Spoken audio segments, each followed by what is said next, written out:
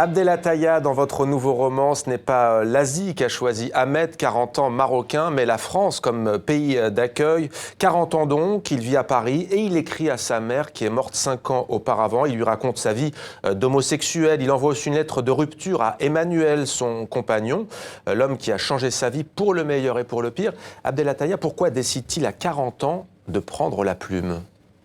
Le héros, oui, Ahmed. Absolument. Je pense parce qu'il est arrivé à un âge où il ne peut plus faire semblant. Il ne peut plus mentir, il ne peut plus se mentir à lui-même. Et puis parce que sa mère est morte, cette personne qui, d'une certaine façon, le protégeait n'est plus là.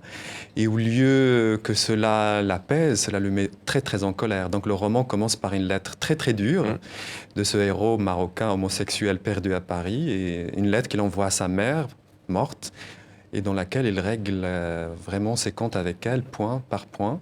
Et il lui reproche finalement de lui avoir transmis des techniques qui ne lui permettent pas totalement de survivre, puisque son cœur, à lui, en tant qu'être humain, à Paris, est devenu un cœur très, très, très dur.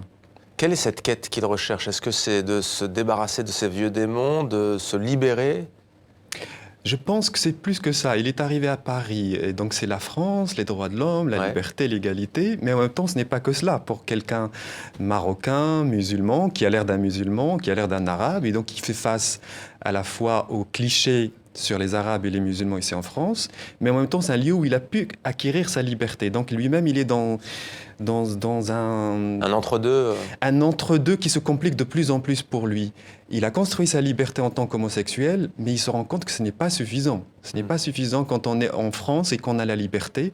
La réalité est beaucoup plus compliquée que ça pour vivre, pour survivre. Donc la première lettre est une sorte d'autocritique immense de ce personnage pour pouvoir justement plus tard faire l'autocritique aussi bien de la langue française que du colonialisme français qui perdure jusqu'à aujourd'hui. Justement à ce sujet, je vais vous demander de lire un extrait qui est effectivement, et disons-le, allez, pour la chaîne de la francophonie, très dur pour la langue de Molière. Est-ce que vous pouvez lire Abdelataya ?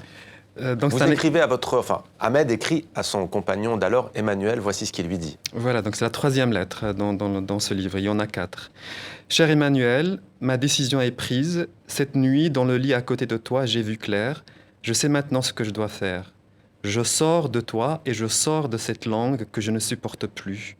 Je ne veux plus parler français. J'arrête de fréquenter cette langue. Je ne l'aime pas, je ne l'aime plus. Elle non plus ne m'aime plus. J'ai 30 ans, je te connais depuis 13 ans, et là, maintenant, je n'en peux plus. Je ne veux plus vivre dans ton ombre. Je ne veux plus être guidé par toi, faire les choses selon toi, être bien comme il faut, un petit Parisien comme les autres Parisiens, pas trop arabe pour toi et pour ton monde, pas trop musulman, pas trop de là-bas. Pourquoi soudainement Ahmed a-t-il ce rejet pour la langue française ? Je comprends très bien ce qu'il ressent par rapport à la langue française. Quand on la découvre, en tout cas dans un pays comme le Maroc, le français est une langue chic, c'est une langue de liberté véhiculée à travers Victor Hugo, des symboles trop libres. Et quand ce personnage, donc d'origine maghrébine, musulmane, arrive en France, tout d'un coup, il ressent comme s'il n'était pas totalement légitime dans cette langue française.